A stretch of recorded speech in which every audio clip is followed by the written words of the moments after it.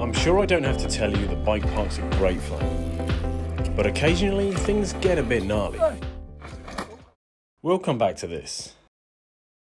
This week I've travelled just around the corner to ride a brand new mountain bike location, somewhere I've been excited to ride since I heard it was getting built. This is the Exeter Bike Park.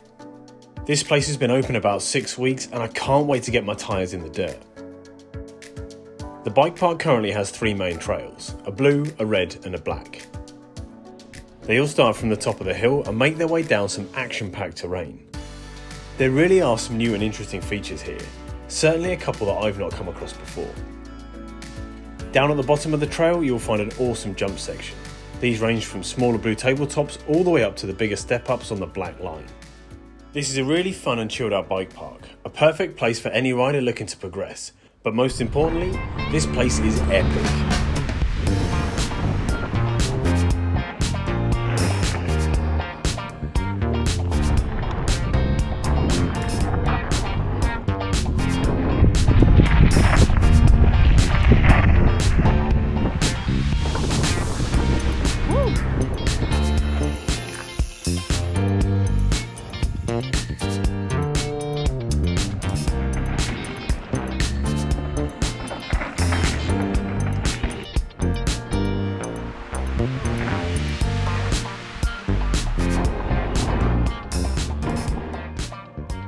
Like that. For today's ride I joined Dan, Gray, Joe and Rob. You'll remember these guys from a video not too long ago where we had an awesome time hitting some of the local off-piste trails. We made our way down and ditched our bags at the bottom of all the trails. From here we started making the short walk up the push-up track ready to drop in. There's nothing like a steep push-up track to help as a warm-up. Having never ridden here before, we decided to take a casual roll along the blue trail first to see what it has to offer. It's always a good idea to take things steady on the first ride down, as you never quite know what features are going to appear.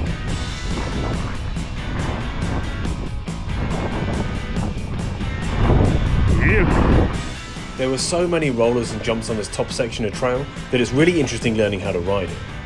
Some of these rollers even turned out to be mini step downs, which I completely cased on this first run.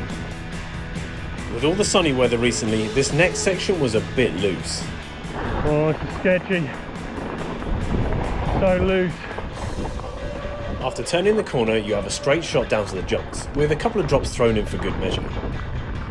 To finish off the blue trail, there's another beautiful tabletop. A great first run, and I definitely can't wait to give some of those features a proper go. After this first run, we headed back up to see what the red trail had to offer. With some of the features being potentially a bit more serious, we took a pretty casual roll down for the first run.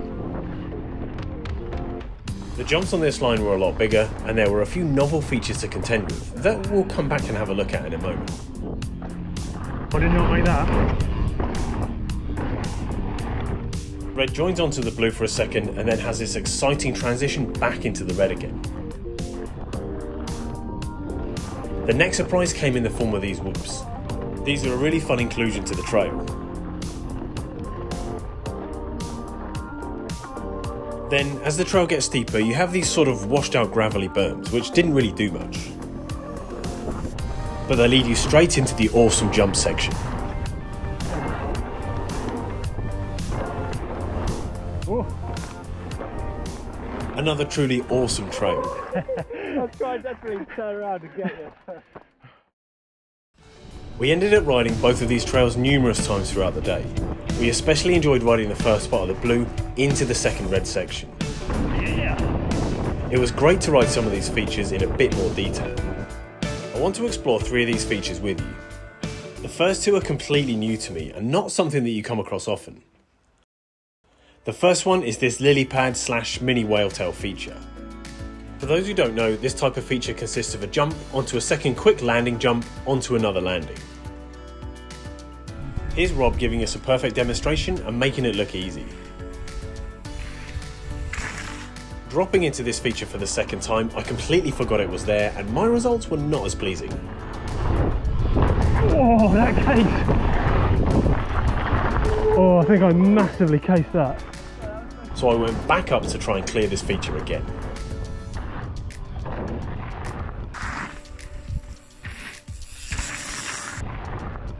That's what I'm talking about. The second new feature that I wanted to talk about are the whoops. They come right after the awesome transition.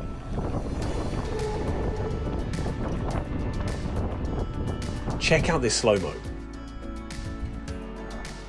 Whoops come from the motocross world.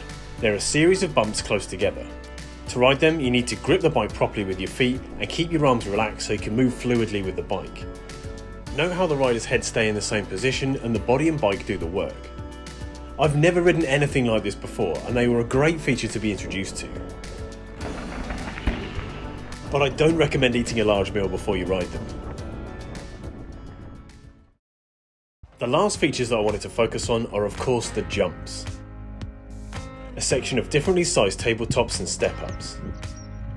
With a relatively short push-up, these are crying out to be sessioned. So that's exactly what we did.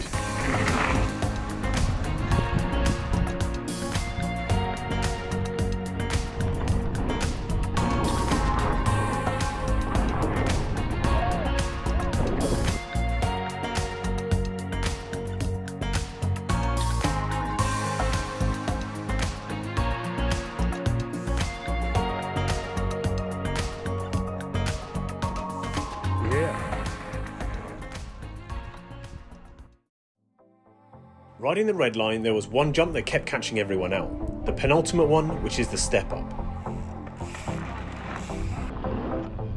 It seems that you just don't get enough speed through the line to make it over. And everyone seemed to be having problems. Determined not to be defeated, we took at it. Which ended in disappointment. Again, and again. Whoa. After the billionth try, I knew I needed to get a clean run through the first few jumps in order to make it over. So I gave it one more try from the top. Oh no. So far things aren't going exactly to plan, but here we go. Yes! I nailed it, but only just.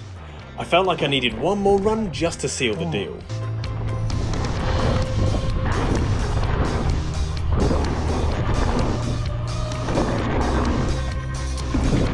Amazing, I'm absolutely stoked.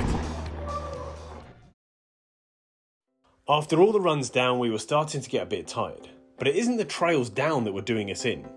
It was the push-up. Oh, this climb is a killer. It's pretty nasty. My poor calf muscles.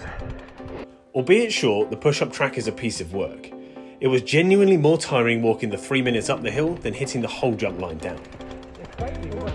But every time the push-up is definitely worth it for the awesome ride down. Like anywhere, after a full day of riding bike park laps, we started to make mistakes. Like me misjudging the drop and landing on the gravel bank and losing my footing. Oh, nice. Casing a jump that I'd previously cleared. Or even overshooting one. Yeah, ooh, I overshot that. Or just having a moment and casually drifting off the hillside. Oh, where's he going? We were getting close to calling it a day. And then this happened. Rob went to hit the jump line just like he had before and overshot the landing. Oh, You alright?